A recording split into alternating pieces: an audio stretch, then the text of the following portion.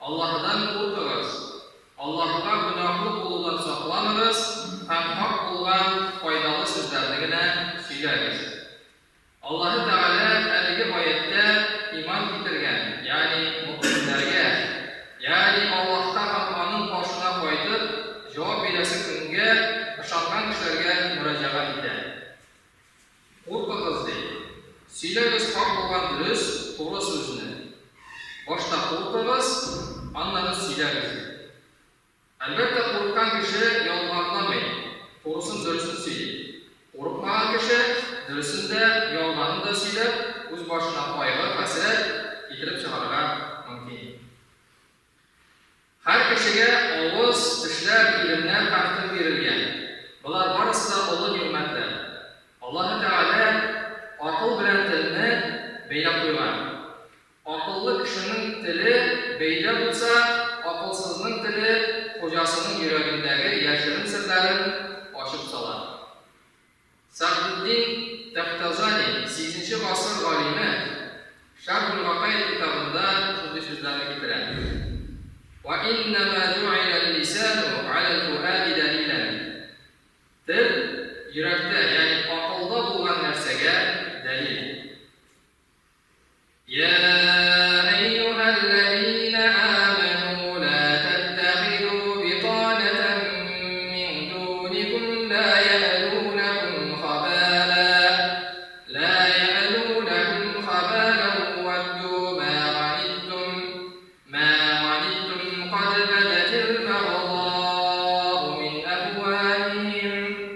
qad badatil baghdha'u min afwahihim wa ma tukhfi suduruhum akbar qad bayyana lakum al-ayati in kuntum ta'qilun.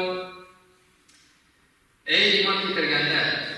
Diningizge iman getirmegenler bilen ihlas bulmağız.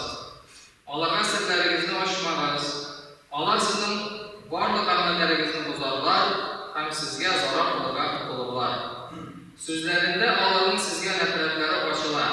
Yüreklerindeki nefret dıştan görüngenden de kübrek. Eğer siz akıllı hem anlı kırgan bulsanız, biz sizge dostun düşmandan nerseden ayrılığın anlattık indi. Sözlerinde Allah'ın sizge nefretleri açılar diyen söz, bu ravuşlu anlatı Allah'ı tanımagan, buysun yaşayan kişilerin tabiatına has sıfat. Bundan kişinin uylarında bulgan nersesi, tili başa çıkığı anlatıldı. Til sebebiyle biz iman kelimesini eğite aldık. Eğer silik olmasak, imanlı ikenligimizde bilgirde olmaz idik. İçerine haram bulan hatun kız, bugün nikah vaktinde iki şahit başında halal bular. Anın riza olup çıktı, senin riza olup oldun deyip eğitirin, içerine haram münasebetlerini halal eder. Bir kişi ikinci kişinin bir meselesinde sırasız olarak değiştirir. Lakin beye söyleşirse, ilişki düzülgen bular, hem anın tavarı siniki bular. İlişki düzü de iki yakın ortak fikirge ilim neticesi olup durar. Haram olan nerse halal hükmüne düşer. Til sebeple mümin Allah'a yakınaya alır. Ebu Hurayra'dan rivayet edilen hadiste Peygamberimiz sallallahu aleyhi ve sellem etti. Kelimetani habibetani ila rahmani hafifetani alel lisan taqiletani fil mizan subhanallahi ve bihamdihi subhanallahil azim. Bu dünyada eğitim için jengil bulgan, hem şol vakitte Allah başında mizanda düşevde ağır bulgan iki ibare, iki söz var. Birincisi subhanallahi ve bihamdihi, ikincisi subhanallahil azim. Şol vakitte başka hadiste kim subhanallahi ve bihamdihi, subhanallahil azim sözleri 100 tapıp eğitse, günahları dengizdeki kubuk kadar olsa da olur deyip eğitiler. Til ulu nimet. Ama anı dürüst kullanmasan hakikaten de olurlar. Til yarası düzeler, ten yarası düzeler, til yarası düzelmedi, onlar kalmak kalır. Til özü kiçkine, lakin ziyanı pek zor. Anın nerse ikenligi turunda Peygamberimiz sallallahu aleyhi ve sellem Muaz bin Cebel radıyallahu anh ve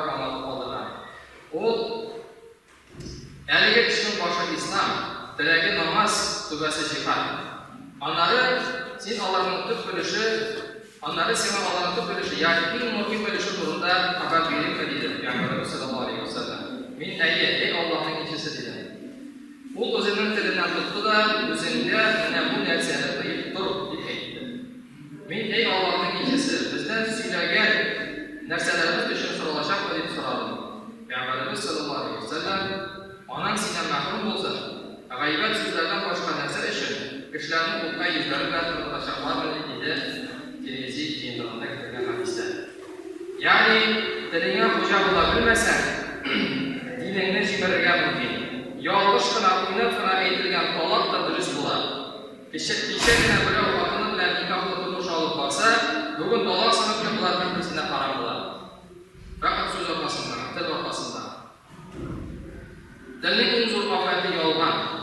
Payg'ambarimiz sallallohu alayhi vasallam bu turda bizni kesatgan hadislarda yolg'onchi bizdan to'g'ri deb aytgan.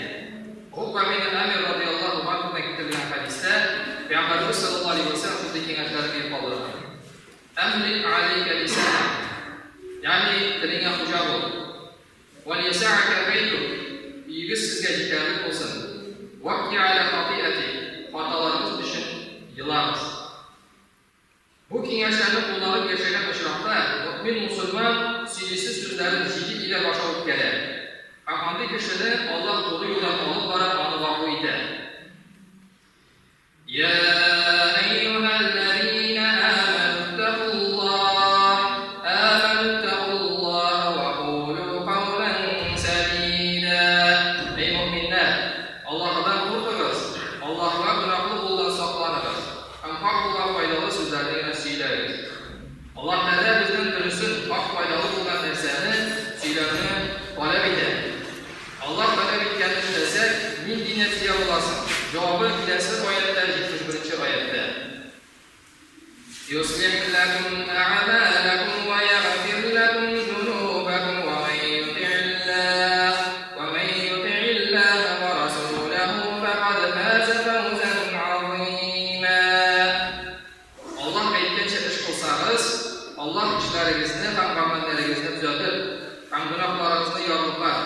Birov shin ko'ngildan Allohga Muhammad Rasuluna itoat etsa, u kishi hech cheksiz ustunlikka va izga tilagini erishdi. Alloh Rabbimiz barchamizga tildan xo'ja bo'lib, xatolar uchun g'afur so'rab tuzalib, iymonli kelishgan bu dunyoni o'targa nasib etsin. Barakallohu lana va lakum fil Qur'anil azim.